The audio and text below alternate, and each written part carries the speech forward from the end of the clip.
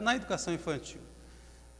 E na medida em que você avança nesse atendimento, inclusive qualificando esse atendimento, você vai atraindo setores de classe média que corretamente vão buscar o atendimento público, que em certos casos, ou frequentemente, chega a ser melhor do que algumas instituições privadas. Mas eu queria, na verdade, fazer um comentário sobre o papel do Conselho Tutelar, que eu diria que vai além dessas questões de prevenção e remediação. Rigorosamente, os conselhos tutelares, mesmo os conselhos municipais de defesa da criança e do adolescente, eles têm um grande desafio pela frente, que é quebrar paradigmas culturais que estão enraizados na nossa sociedade. Como, por exemplo, a gente abordar a questão da criança sempre, isso é a sociedade, abordar a questão da criança sempre pelo lado da delinquência, da infração, de ver a criança como uma espécie de ameaça social, né? E há um discurso corrente, e aí não é só a criança que deixou de ser apreendida, que diz, ou que foi apreendida, que diz, eu vou ser solto ali na frente, entra por uma porta e sai pela outra. Mas existe uma concepção social que acha que o Estatuto da Criança e do Adolescente promove a impunidade, quando rigorosamente não é isso. Quando rigorosamente o Estatuto da Criança e do Adolescente vai além disso, porque ele é um avanço na forma de ver a problemática da criança, não como um olhar policial, mas, sobretudo, da proteção integral, da integralidade dessa criança, desde a concepção, da gravidez, do parto, dos seus primeiros dias e o seu direito à educação. E essa cultura enraizada no Brasil, ela vem de longe. Nós temos que fazer memória, como diz o vereador Rogério Carrillo, lembrar que os primeiros atendimentos de criança no Brasil, quando se pensou em atendimentos de criança no Brasil, reproduziu-se aqui uma prática da Idade Média, que eram as rodas das crianças, né, em que as famílias, as mães solteiras, que a família não podia deixar que aquela situação fosse publicizada, o atendimento da criança era uma roda colocada para a criança ser depositada ali, rodada e ser criada por um abrigo, por um religioso, uma religiosa. Então, é uma concepção absolutamente primária, não poderia ser diferente nos tempos em que se deu. Mas nós vamos ver também que a evolução da política da criança e do adolescente, ela consolidou a ideia do menor. O nosso primeiro código é o Código do Menor, de 1927. O nosso primeiro serviço de atendimento à criança e ao adolescente é do Estado Novo, era o serviço de atendimento ao menor. E, assim, para nossa perplexidade, o serviço de atendimento ao menor, pastor Valdir, era ligado ao Ministério da Justiça. Então, uma visão policial, punitiva, judiciária da questão da criança. Até que isso vai evoluindo, e a partir de 64, e sobretudo depois do Concílio Vaticano II, depois de João 23, é que começam então a se criar os movimentos no Brasil e no mundo, né, de entender o direito da criança de outra forma, até que a partir de 1989 a gente tem então essa visão da proteção integral da criança. Mas olha só para eu concluir aqui, como é difícil romper com essa questão cultural. Qual que é a definição de menor? Qual é a definição institucional do menor, antes dessa visão de defesa e dos direitos da criança e do adolescente? A definição do menor é a criança sem família, sem escola e sem saúde. O menor é um pária. Nessa concepção, o menor é um pária, né? E até os tempos atuais, ainda a gente se surpreende, né? com essa cultura enraizada do menor associado à infração, associada à ameaça. Então, quero cumprimentá-las e cumprimentá-los pelo trabalho que desempenham. Isso é um trabalho de vocação, é um trabalho de aptidão, não é um trabalho burocrático, não é um trabalho de concurso, isso é vocacional. Mas, sobretudo, também cumprimentá-las, né, e entender a base eleitoral do Paulo Eustáquio ali hoje está... Mas, sobretudo, desse imenso desafio que vocês têm de quebrar esses paradigmas culturais que ainda certamente interferem no desempenho do trabalho de cada um de vocês. No mais, parabéns a todos vocês, parabéns ao professor Flávio pela iniciativa e por essa casa, por ter acatado a proposta do nobre vereador.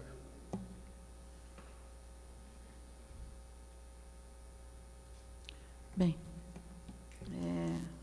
eu gostaria de fazer uma colocação e uma pergunta. Primeiro, dizer que nós temos que realmente parabenizar em relação à questão da educação infantil, quando nós temos hoje um número até pequeno, vamos dizer assim, mas não pensando em estatística, diante de números que nós já tivemos oportunidade aqui de acompanhar, de mais de 1.500, 1.600 crianças aguardando aí o seu legítimo direito de ter as vagas, né?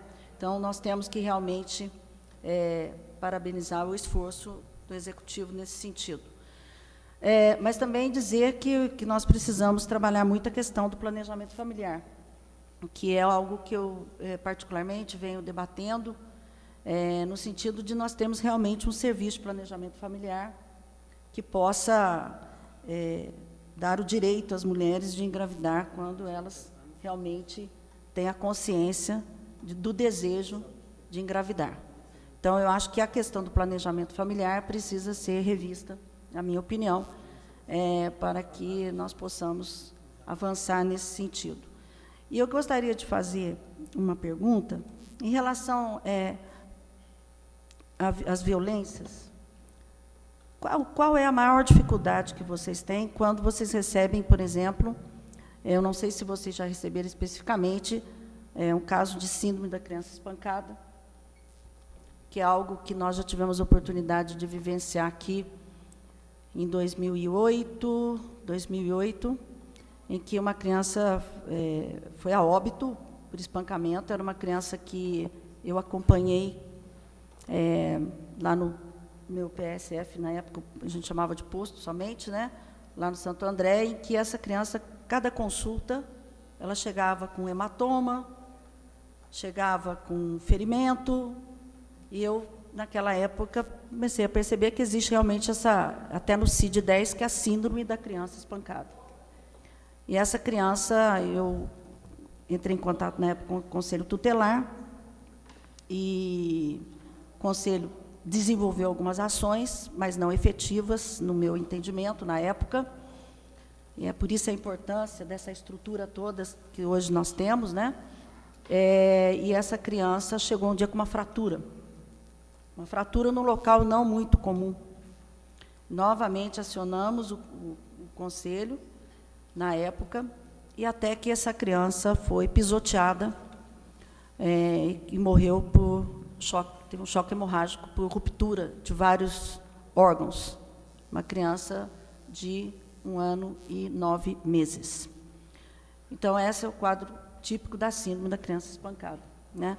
Então, eu queria saber de vocês qual que é a maior dificuldade que vocês têm quando vocês detectam efetivamente que essa criança está sofrendo qualquer tipo de violência sexual, física, psicológica, qualquer tipo. Qual que é a dificuldade? Você até, ao responder ao vereador Paulo Tadeu, vocês disseram que são retorno, né? Não são casos novos, vamos dizer assim. Seria a falta de quê? De especialistas, a falta... O que vocês... isso é no sentido da gente estar buscando, né? Buscando onde estão esses nós críticos, né? para que possa realmente, efetivamente, qualificar o trabalho de vocês e o atendimento. Então, essa é uma pergunta que, para mim é muito importante. Qual é a dificuldade que vocês têm no dia a dia em estabelecer realmente um processo resolutivo para o caso daquela criança que está sofrendo a violência e que, com certeza, infelizmente, todas as estatísticas, quando vocês procedem a algum estudo no desenvolvimento do processo da estatística, elas estão subdimensionadas, estão subnotificadas.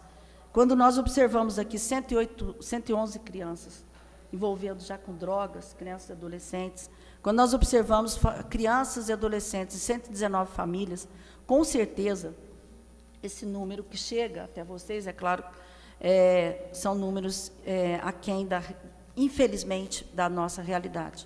Então, era esse questionamento. Demais, eu também gostaria de parabenizar pela estrutura, parabenizar pelo trabalho, pela dedicação. É um trabalho muito importante, né? Que é fundamental, aí, porque, afinal de contas, nós estamos falando do futuro do nosso país, né? As crianças e adolescentes. Então, eu só gostaria de saber, nessa questão, quais são as maiores dificuldades que vocês têm para atuar junto às violências. Bem, doutora, na minha concepção, a primeira dificuldade que o Conselho encontra já numa agressão, vamos colocar uma agressão física, é com o atendimento médico. Porque a maioria dos médicos não querem se envolver, não querem ser chamados para um processo judicial. Então, essa é a primeira dificuldade que o conselheiro encontra.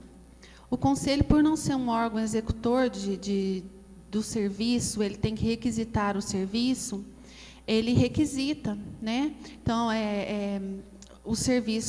os demais serviços para atenção a essa criança.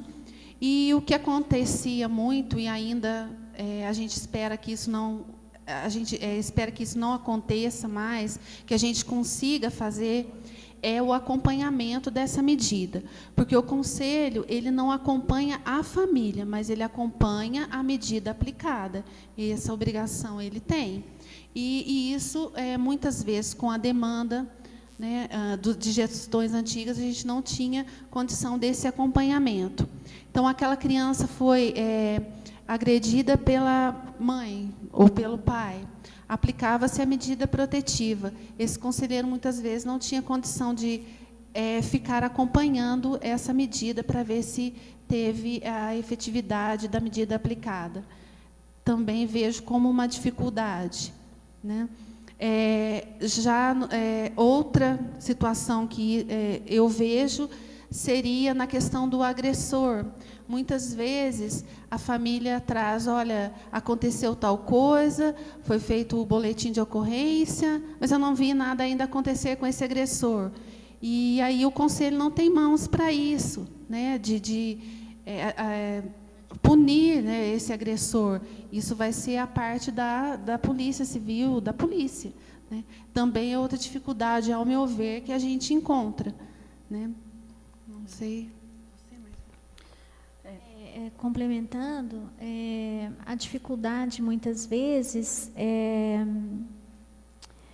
porque, assim, o social é uma coisa muito complexa, né? Se a gente for estudar, for conhecer a história dessa família, né, da família dessa criança, essa mãe e esse pai, na maioria das vezes, ela vem também de um ciclo de violência. Então, ela reproduz na vida do seu filho aquilo que ela foi educada. Então, ela foi educada através de violência, né? Então, a primeira medida protetiva que o Conselho faz, e aí visa a proteção integral. Então, essa proteção integral, ela visa a família dessa criança. Porque, na maioria dos casos, eu acredito que a senhora deva ter vivenciado isso, a criança se sente culpada pela situação, né? Então, quando a gente teve um caso a semana passada, onde a menininha falava assim, não, a mamãe é boazinha, a mamãe é boazinha. A criança com um galo, cheio de hematomas, não, mas a mamãe é boazinha. Porque é a família que ela conhece, é a família dela. Por pior que seja, é a família dela, e ela quer proteger a família. Então, a primeira ação que o conselho toma é que se trate essa família também, porque o acolhimento institucional e familiar, ele tem que ser em último caso, né? A preservação dessa criança na família ainda tem que ser a prioridade. Então, a dificuldade, muitas vezes, inclusive do conselho, ter um técnico, né? E isso agora a gente vai ter, a partir dessa nova lei, nós vamos ter uma equipe, né, de assessoramento. Ainda não sei como que vai ser isso, mas nós vamos ter agora um advogado, um assistente social e um psicólogo, né? Porque a importância dessa equipe, inclusive para dar o respaldo para o conselho, né, de estar fazendo essa avaliação, né, devido à sua complexidade nesses casos. Então, eu também vejo essa dificuldade. Tudo isso que a Lucimara trouxe, né, nós temos conversado muito com a rede de serviços, de estar efetivando, está se criando mesmo um fluxo de atendimento quando a criança ela é vítima de violência, né? Porque tem algumas ocorrências que a gente atende a criança e a gente fica com essa criança 5, 6 horas até conseguir realmente levar a criança para um lugar seguro, né? E ela é revitimizada muitas vezes, porque ela primeiro chega, conta, sei lá, na escola. Aí a escola pega, vai chamar o conselho tutelar. Aí ela conta para o conselho. Aí tem que ir no médico, né? Aí o médico, para atender, conta para a tia, conta para o tio. A criança conta de novo. Aí vai para a polícia. Então, são essas situações, né, que a gente também, em rede, a gente tem discutido. Então, a proposta, inclusive, que volte a rede Protege, que há anos atrás existia, uma rede articulada dos serviços, né, para que esse fluxo de atendimento ele seja o menos curto possível, para que a gente não revitimize essa criança, esse adolescente. Então, aí também é uma outra questão, né, a dificuldade, muitas vezes, com a burocracia, né, muito papel, um quer ouvir, o outro quer ouvir, né, então, são ações que a gente tem discutido muito para a gente minimizar isso, né, não fazer que essa criança sofra. Então, às vezes, processos também no judiciário, uma violação, às vezes, acontece em 2010, e esse fechamento, né, uma audiência, inclusive com o juiz, acontece 4 anos depois, né? Então, aquilo que a criança já tinha elaborado, que a criança já tinha esquecido, né, isso volta tudo, porque ele tem que ir, tem que conversar com a equipe técnica do juiz, né? Aí tem audiência. Então, são essas pequenas coisas que a gente tem discutido muito, né? Inclusive com o Conselho da Criança, né? Da gente estruturar isso de uma melhor maneira. Vocês trabalham com protocolos? Não, o Conselho não, mas a gente tem buscado isso, assim, que os protocolos da saúde, né, cheguem mais rápido no Conselho, ainda não. Eu ia sugerir essa questão da equipe multidisciplinar, e que nessa equipe multidisciplinar tenha também algum médico, porque eu sei que existe, eu fiz essa pergunta, eu já sabia, muitas vezes os profissionais médicos não querem fazer, o Zé Maria, nós trabalhamos junto lá no pronto-socorro pronto-socorro não, antigo ambulatório da Santa Casa, e você lembra como era problema, e muitas vezes eu tive que ir até lá para fazer, porque eu nunca me neguei a fazer, eu acho que a gente tem que assumir nosso papel, né? Mas eu acho que é interessante a equipe multidisciplinar também se pensar em ter um médico específico para poder fazer, que eu sei que é um problema, com certeza. Demais agradecer a presença de vocês. Agradecer a presença de todos os conselheiros aqui, do Ricardo, que chegou depois. Aí, parabéns pelo trabalho. E nós estamos aqui à disposição sempre. Inclusive, vocês pedem aqui no ofício uma reunião. Vocês querem manter essa reunião com os vereadores? Além da presença de vocês hoje aqui, vocês pedem também uma reunião. Então, porque aí nós combinamos a data com os vereadores, é uma reunião. É isso? Mantemos. Vocês mantêm isso? Mantemos. Tá ok.